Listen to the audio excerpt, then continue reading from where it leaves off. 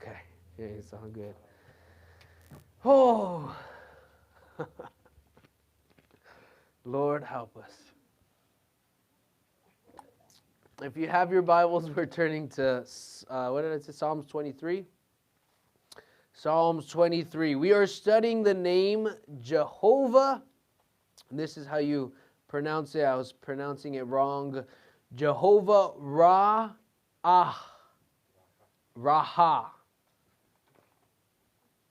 It's spelled R-O-H-I. I thought it was pronounced Rohi or Rahi, but it's Raha. Jehovah Raha, and this name means the Lord is my shepherd. I believe this name and Adonai are two of the hardest names to accept when it comes in the line of Christ, because we have to accept God as our leader in both of those names. We've already talked about Adonai is the Lord owning everything. He owns all that we do. He owns our lives. Everything belongs to Him. Now we're talking about the Lord is my shepherd. On Monday, February 6, 1995, according to the Chicago Tribune, there was a bus driver who had finished his route 21, I guess, and was headed to the terminal, but somehow he took a wrong turn, and later on his wife could not find him at home. She looked through his pills and she saw that he took more than he should have, and one of the side effects was that you get disoriented or you lose some of your memory. So she was scared. Her husband may be lost. They didn't find the bus back in the terminal where it should have been by that point. So they go out searching for this man in the city of Detroit. Imagine, metropolis, right? Here they are trying to find a lone bus. 6 hours they were searching for this man, and finally the state police found him 200 miles northwest of Detroit. He kept on going. He was way outside of the city. The bus was meandering slowly down a rural two-lane road, weaving slightly from side to side. The police pulled him over. The driver said that he was lost. The police later released that the driver had no idea where he was, and he agreed that he made a wrong turn somewhere, but he was so scared of asking for directions where he was at that he just kept on driving. During these 6 hours, he did not know he was lost. Unless we confront those who have taken a wrong turn, or unless Christ becomes our shepherd, we don't know that we may be heading down a wandering path without any orientation. Some of us have trusted the Lord to deliver us from the gates of hell. Some of us believe that we're going to heaven, that we're going to make it safely to home. If the rapture happens, we'll be on our way, glory to God, on the throne, walking the streets paved with gold, having our mansions and our crowns and doing God's word. We believe all of that, all for eternity. With much confidence, I'm making heaven my home. But yet we're afraid and not sure if God's going to get us through here on earth. Because the shepherd guards the sheep and leads the sheep on earth. And we find in Psalms, where we find this name, that this power can change our mindset here on earth, in the here and now. If the Lord is your shepherd, if you get familiar with this name, you'll see that you're experiencing life to the fullest by Him guiding you in your life. Let's look at Psalms 23. The Lord is my shepherd. Let's read it together. Verse 1, the Lord is my shepherd, I shall not want. He makes me lie down in green pastures. He leads me beside the still waters. He restores my soul. He leads me in the path of righteousness for his name's sake. Yea, though I walk through the valley of the shadow of death, I will not fear, or I will fear no evil, for you are with me. Let's change the... You are your rod and your staff, they comfort me. You prepare a table before me in the presence of my enemies. You anoint my head with oil, my cup runs over. Surely goodness and mercy shall follow me all the days of my life, and I will dwell in the house of the Lord forever. The Lord is my shepherd. The word Lord there, if you go, right there, Lord, and capitalized, that is referring to Jehovah. And we already talked about Jehovah. That is the self-revealing God, a personal God, someone that's going to be around you. So here, the Lord is revealing himself. Hey, I'm close to you. I'm going to be with you. And then shepherd, the word, as we said, Raha, which means to tend, pasture, or shepherd. King David wrote this Psalms, and when he did, he probably recounted his years as a shepherd himself. Remember, before King David was ever there to slay Goliath, what did he do? He followed the sheep, he kept watch over them, and here he's referring to himself as the sheep and saying, Lord, you guide me. You protect me. This is what God has to do in our lives. We have to put him in charge of us. David probably remembered the things that he had to do to tend the sheep. Recognize the similarities that God is now tending to his soul. Everyone knows a shepherd takes care of the sheep. Is that not correct? Shepherd isn't there to slaughter the sheep. Shepherd isn't there to sell the sheep. Shepherd is there to keep the sheep. And very many people, we take a look at our lives and we want to shepherd as well. We want to take care of things our own way. Some of us look at our money to shepherd. Others look at their own power or relationships or success. Or very many people look at themselves to take care of their well-being, but not David. David said, who's his shepherd? The Lord. Go back to the first verse there, Seth, please. The Lord is my shepherd. David looked to Jehovah and said, you take care of my life. You tend and you lead me to where I need to go. And you notice that David used the present tense of this. You know, it's not the Lord. It's the Lord is my shepherd. He doesn't say the Lord was his shepherd. Not a past tense thing. Backsliders, they say, I was once with the Lord, no longer am I following. David acknowledges that God is going to continue to take responsibility of his life. It's mine.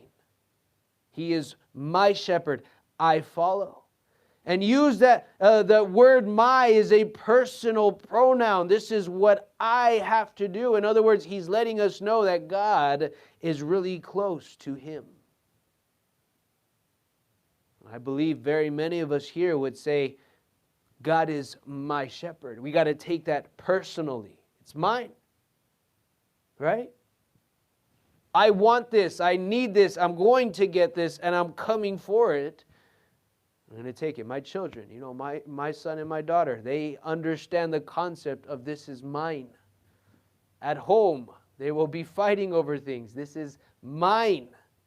And sometimes very many of us, when it comes to the things of God, we're just saying, it's not mine. You push it away.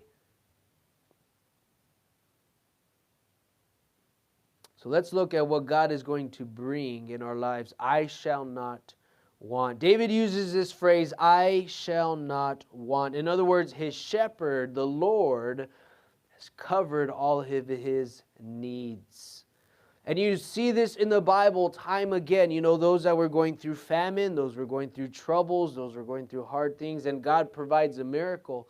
If you notice and realize, God provides the miracle for their needs, not for their excess wants, right? The woman that made the cake said that lasted, the oil lasted until the famine ended, and then now she can go out and do things on her own.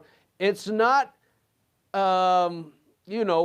she didn't have this magical jar that she could just, pour it. It was for a certain time frame till the economy came back up, till Bitcoin shot up, or I don't know, whatever stocks and bonds you're invested in, till Fidelity said you got some more money here. The Lord provided for the needs.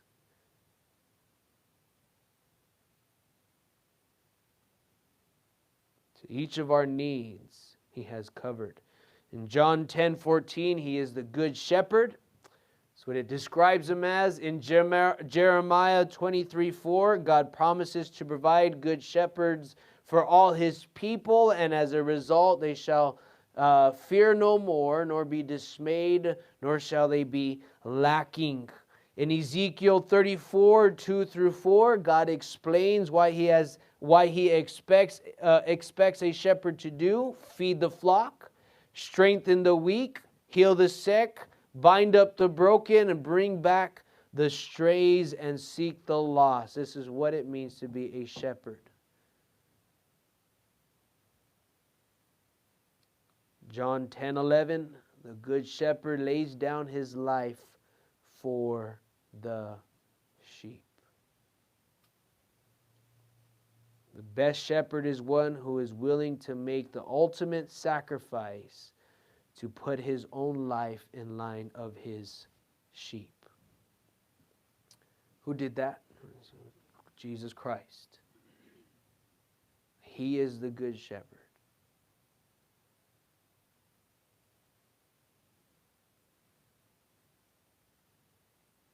So when we're selecting who our shepherd is, who's going to lead you, right? Who's going to take you? Money can take you some places, right? People that are rich take you some places. Relationships can take you some places. It's not what you know. Have you heard that saying? It's not what you know, but who you know. Relationships can take you somewhere. Possessions can take you somewhere. Hey, come over to my house. I have the pool. I have the trampoline. I have the view. I got, people will be friends with you when you got that stuff, right? You got all the food that you can want, There's a guy in Denver, he would take us out to eat all the time. He would do hail and make lots of money. So he took us to this place, Fogo de Chao. It's a Brazilian steakhouse, man. You have this little card right next to you, and it has a red and a green side. And you can turn it over when you're hungry, and they just bring you all the meat that's possible on the green side. They have it on a huge rack. And you want, pork, chicken, all steak, all sorts of lamb, goat, whatever, give me some of that, give me some of that. And then when you get full, you turn it over on the red side, and then you can let it digest a little, sit there for a while, and then you say, all right, ready for round 2. You turn it over again.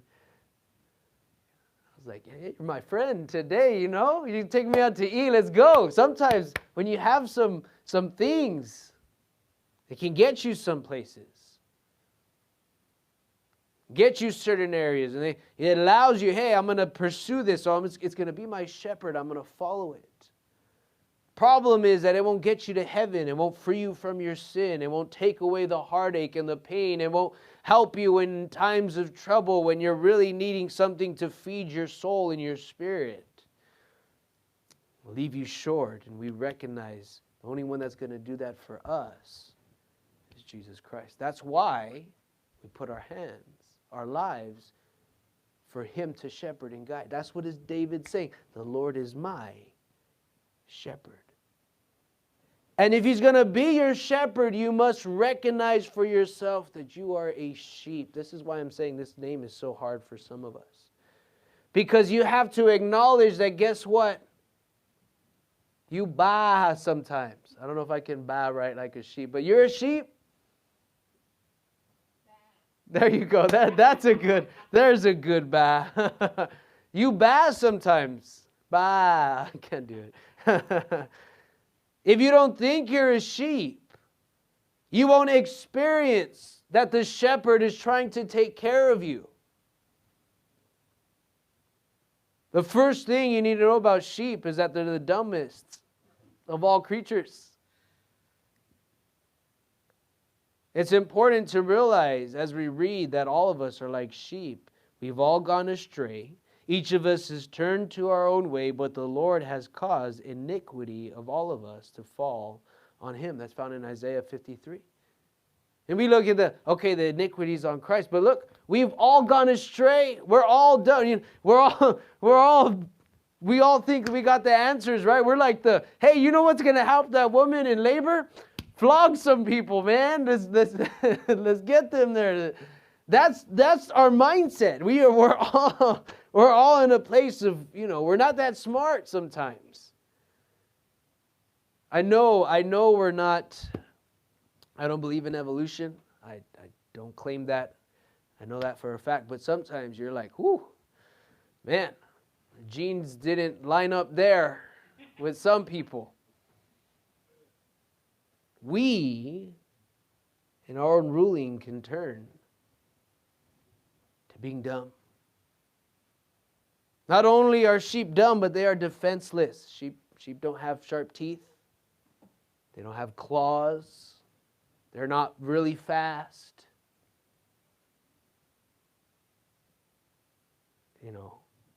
It's not like they can defend themselves. And as I talked about this morning, without Christ in us, we're the underdog, right? We're against principalities, against darkness, rulers of this age.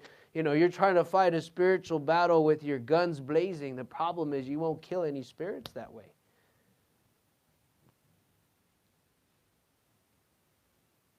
Sheep are defenseless, and this comes to our own lives as well. You think you're strong. You think you're quick, you're nimble, you're good, and then the devil comes on the scene. And I remember the last Serious Men's class, Pastor Glenn talked about the devil and his power when you're trying to come against things. He talked about his daughter and the spirit that came on her, and he knew this is going to be a battle, this is going to be a fight. Think about Michael. When he saw the devil, what did he do? He rebuked him and then left. He didn't fight him. I rebuke you, Satan. Then he leaves. In other words, the devil, Lucifer, has power. And if you're going to fight this power, you're going to have someone on your side that is stronger than him. Defenseless. We are defenseless without Christ. In addition to not being only dumb, I don't like using the word stupid, but dumb, defenseless, you have to see that sheep are also dirty and they can't clean themselves. They can't take care of themselves. They can't lick their wool. They can't clean themselves. If they get mud on them, if they get dirty, they have no way, unless it rains really good, they have no way of cleaning themselves. So what the shepherd has to do is go by, see each sheep that comes through and takes care of their wool, make sure that it's all good, fine, and that there's not anything on them. They can't clean themselves. And finally, the sheep are dependent. They have to be led by a shepherd if they're going to get anywhere at all. They have to be led if they're going to get anywhere.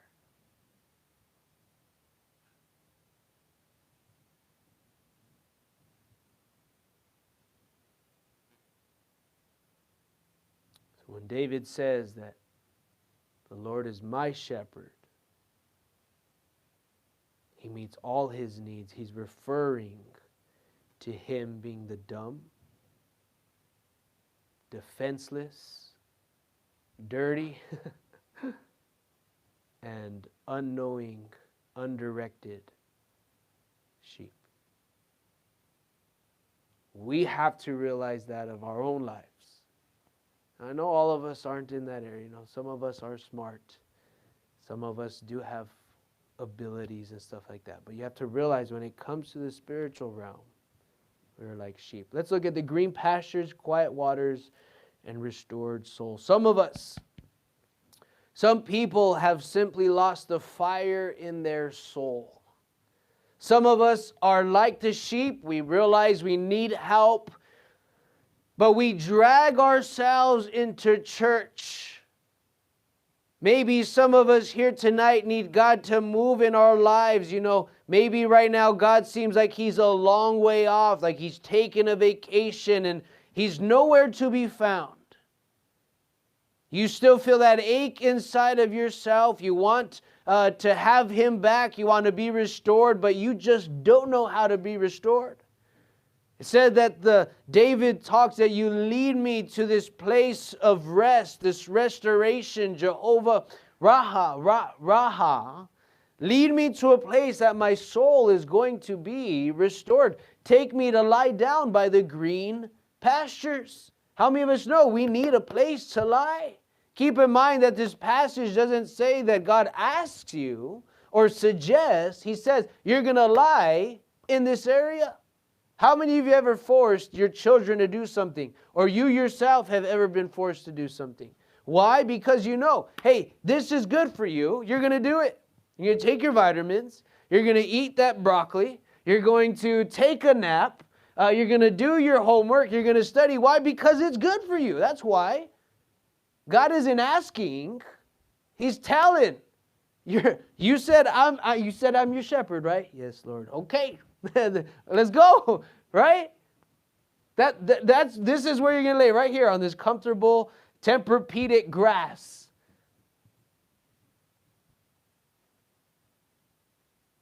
Force you. This is where you're going to sleep.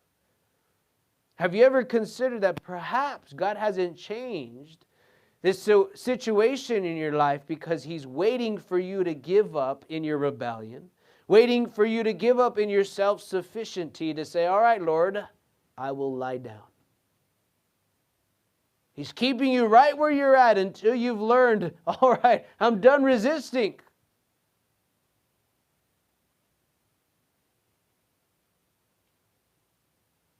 Paul the Apostle, I'm done, right? Why are you kicking against the goads?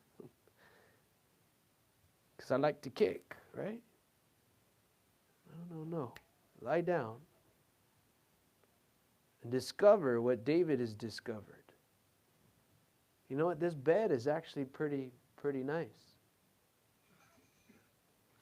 The place that God leads me, it's actually pretty good. God is trying to get you to understand, rest is a good thing. We need some rejuvenation.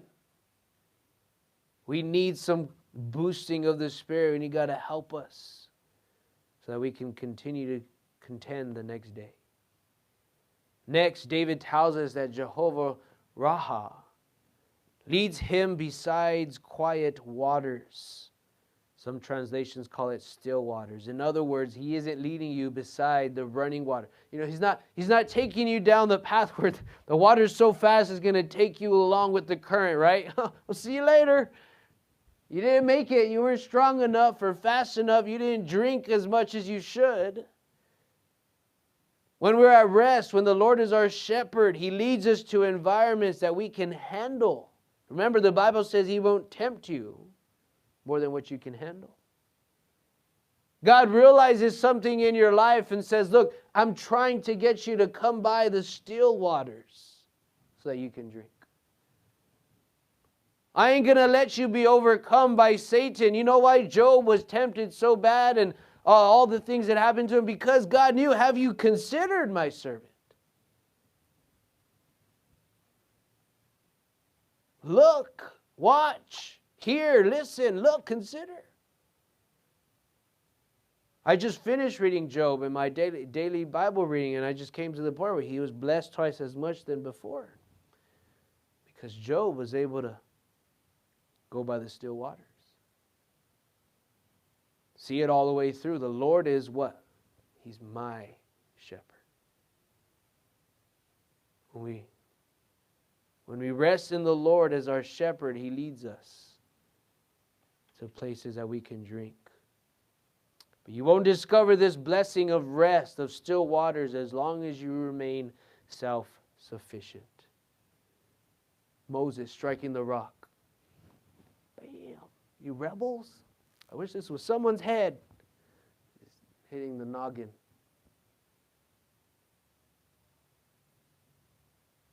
As long as you wander off on your own path, you can't drink the water. Situations come, they rob us of our freedom, of our joy, of our rest, and we realize, man, we need God to get up involved in this. We need God to move.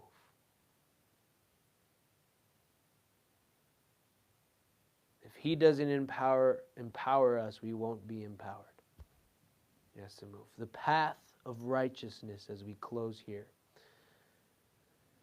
David writes that Jehovah Rohi guides me in a path of righteousness for His name's sake. One of the worst things that we can do is piggyback on someone else's relationship with God. God desires to be our shepherd and to guide you on the path of life as you work out your own salvation in fear and trembling, found in Philippians 2:12-13. In other words, I can't make that decision for you. I want you to make that decision. I can implore you, I can talk to you, I can give you gentle urges and nudges or pretty strong ones, but who's going to make that decision? You will. You're going to have to say, instead of coming to church and say, oh, that's my parents' God, that's my pastor's God, that's my friend's God, you have to realize and say, the Lord is my shepherd. He leads me. This is the path that He's making me go on. A shepherd needs to guide his sheep because his sheep are prone to wander, and some of us wander more than others. We take a wrong route. As I mentioned in the beginning of our illustration, this man in this bus took some wrong pills and he's wandering. Where is he at? There's people concerned. There's people afraid. He can be in a ditch somewhere. He can be in a building somewhere. He can do something wrong in a bus. How many of us remember sometimes that we have taken wrong turns, right? Man, I thought I was going straight, but oh, shoot, I was on something that day. You think you're doing what's right. Unwise decisions, ill-advised choices, doing things, that are going to get you to wrong places. How many of us have ignored God's direction and gone the other way? God's telling you to do something, you're saying, nope. Jonah? If you can think about Jonah. Go to Nineveh. Nah, I'm going to Tarshish. Go to Nineveh. Nah, I'd rather get swallowed by a whale. That was express packaging back then. 3 days. All right, there you go. I kind of wish that it didn't vomit him out. I kind of wish he would have went through the blowhole. Out in the air a couple of times. That really would have gotten him straight, right? Some of us ignore God's direction. But here David is saying, you're going to lead me in a path of righteousness. And not for David's sake, but whose sake? God's name's sake. Why? Because you're His shepherd. Or you're His sheep, sorry. You're His sheep. He's saying, because of my name's sake, I'll lead you to righteousness. Because people will mock the Lord. People can't come against me because you're my sheep and I'm leading you in a path of righteousness for God's reputation and character. God brings the glory. In Psalms 34:3, oh, magnify the Lord with me and let us exalt his name together. We are doing this. All the sheep, all of us together are going. But then there's the valley, the shadow, the rod, and the staff, right? If you're going to be on the mountaintop and you're going to move to another mountaintop, what do you have to do? Go down a valley. Even in the valleys, when you're coming down and there's things coming against us, David is saying, even in the valley, even in the dark place, what's going to comfort him? It's the rod and his staff. Direction is coming when you know that you have to do what's right, because if not, you can get a whip. Right? His rod and his staff, you turn right or left, if you don't go straight, guess what? God's going to whack you. There's going to be some consequences. There's going to be some things that are going to happen. And I got to get to the other mountain. That's where the glory lies. That's where I need to be. And David is saying, this rod and this staff will come for me. But not only is it for the whacking of the sheep, but also for the enemy. Bible is declared to be the two-edged sword, right? I know we can take that spiritual and it means a spiritual thing, but if I think about a sword sometimes, think about the rod and the staff, not only is it good for the sheep, but it's going to keep the predator away. Is that not correct? You see, the Teenage Mutant Ninja Turtles, Donatello has a pretty good staff. He's able to fight off a bunch of enemies with that staff. And here, David is making this correlation that the staff and the rod are going to comfort in the darkest, deepest, scariest valley so you can make it to the next mountaintop. It's not okay to stay in the one place. We got to be moving. God has to help us so that when we get to the next mountain, we can find that there is a table, there's oil, and that there is an overflowing cup. David writes, you prepare a table before me in the presence of my enemies. You have anointed my head with oil, and my cup overflows. See, this is what we need. This overflowing. The shepherd is leading us, that we're going to a place and God is going to overflow our lives. The shepherd wants his sheep to be productive, be protected. In 2 Corinthians 9:8, God is able to make all grace abound to you, so that always having all sufficiency in everything, you may have an abundance for every good deed. Is that what you want? Every good deed? That's exactly why God makes you do some things. You know why you want to study? You can go ahead and make a good job, man. God is here to give us an overflowing of His Spirit, the overflowing of His power and His might. If He is your sheep, if you're His sheep. Psalms 23:6, surely goodness and loving kindness will follow me all the days of my life, and I will dwell in the house of the Lord forever. The Lord needs to be your shepherd. Very many people don't have the Lord as their shepherd. God, you'll get me to heaven. When the rapture happens, when that trumpet sounds, yeah, amen, I'm going up. But then you see them live life, and they're just like,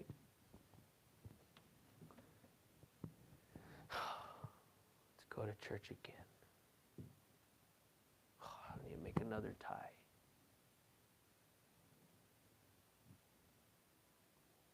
We'll have to learn another song. Right? No, that should not be the case. The Lord's my shepherd. Hey, I get to be in ministry. Or, I get to be in the presence of God. I'm going to be happy and joyful. Why? Because Jehovah Rohi is here. It's my shepherd.